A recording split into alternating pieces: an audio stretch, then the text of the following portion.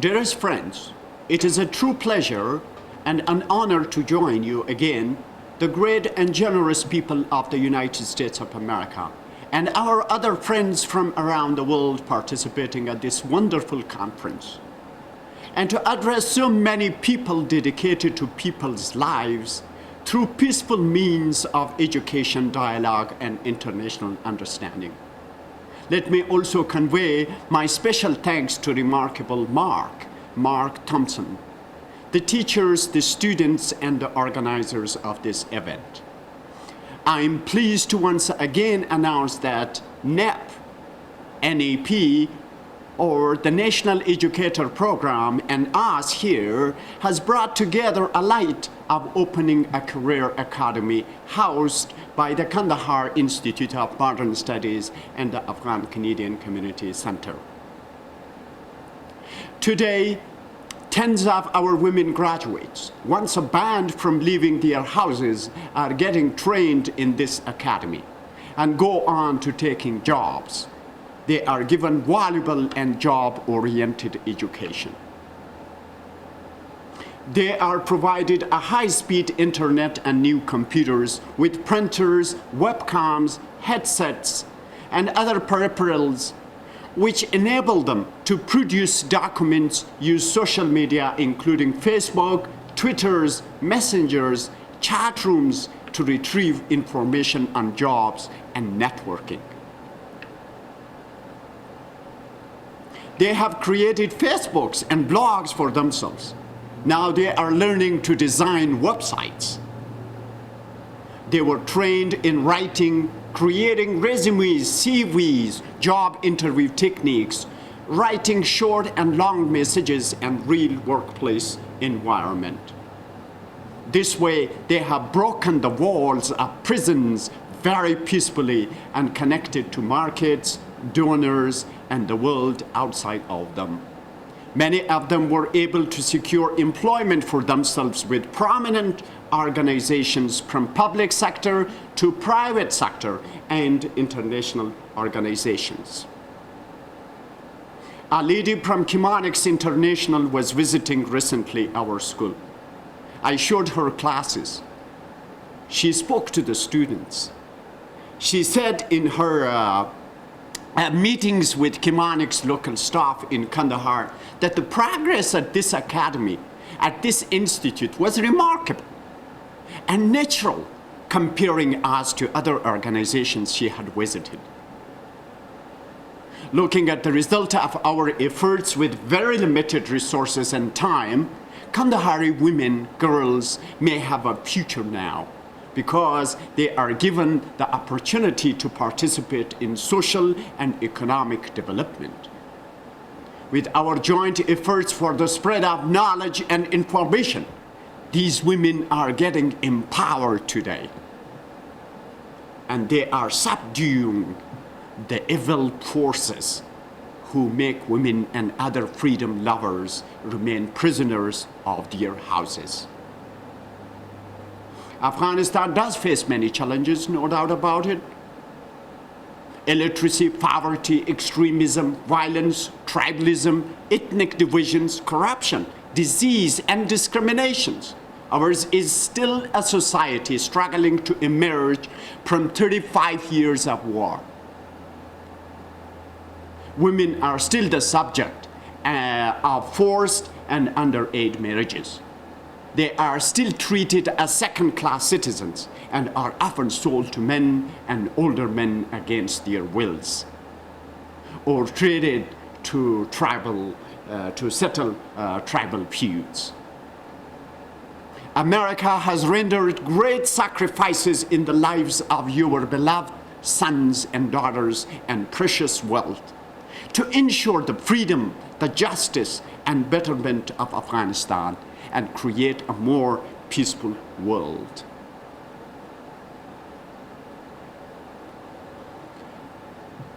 And as the Americans have sacrificed, so have the Afghan people sacrificed alongside you. We have always stood at your side. We have stood together against challenges. We admire your sincere and caring services, borrowing from the love of humanity, the love of children, and the love of Afghan people, as well as for the noble purpose of ending the scourge of terrorism, oppression, extremism, and human rights violations in Afghanistan and around the world. 13 years ago, I was not able to work to serve my people in need in Afghanistan. You, the knowledge and freedom lovers, enabled most of us to return from exile and serve our homeland. As director of the Kandahar Institute of Modern Studies of the Afghan Learning Development Organizations, the institutions that owe their existence to the sacrifices of the American heroes and the international community, I will praise the US government and its people for their continuing support to the people of Afghanistan, and will ask you today again to further your support so that the sacrifices given are honored and that a more peaceful and prosperous future for us all is ensured. Now, Mark and I are working to build networks of sustainable business partners outside of Afghanistan to enrich the instructional experience and build a base for this career academy that is not dependent on a single donor economy. Currently, the academy is on a grant fund from the American Embassy in Kabul.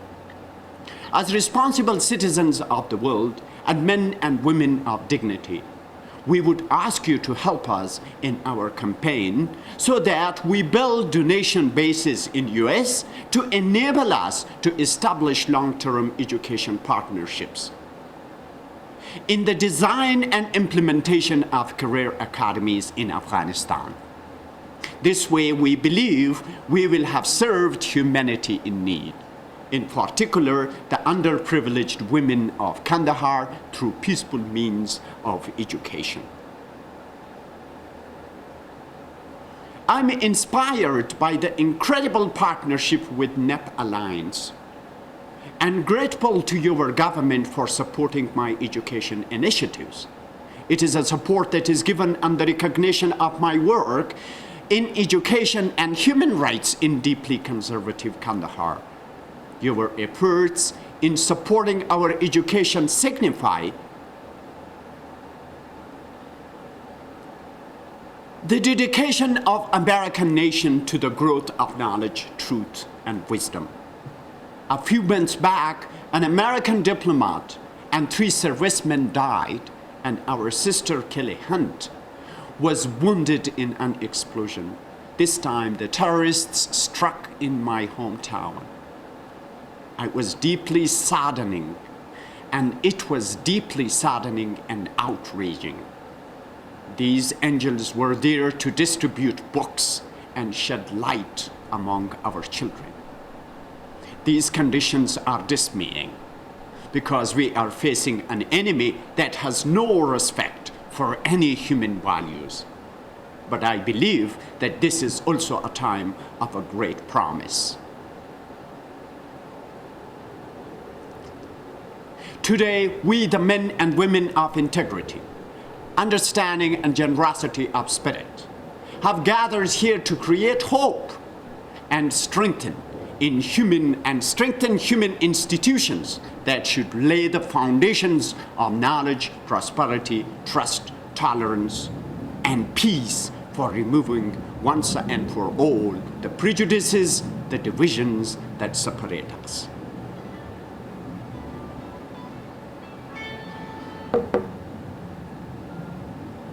Ladies and gentlemen, let me reiterate my partnership with you has special meaning for me here. You are people of great values because you are people who take pride in your great diversity, friendship, and generosity. You have inspired me in my own efforts to foster knowledge and understanding. This friendship moves me deeply because it evokes the solidarity of the people of America with my struggle for freedom and for the realization of the aspirations which we share as people together.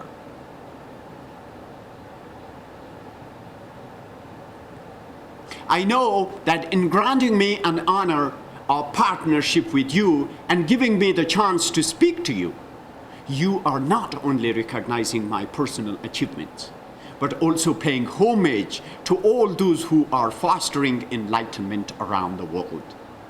It is in that spirit, that I proudly ally with NEP, the people of the United States of America, and American academies. May God continue to bless all of us with peace, unity, and prosperity, and give Afghanistan and the world everlasting peace, harmony, prosperity, and unity. Thank you all, my dearest friends.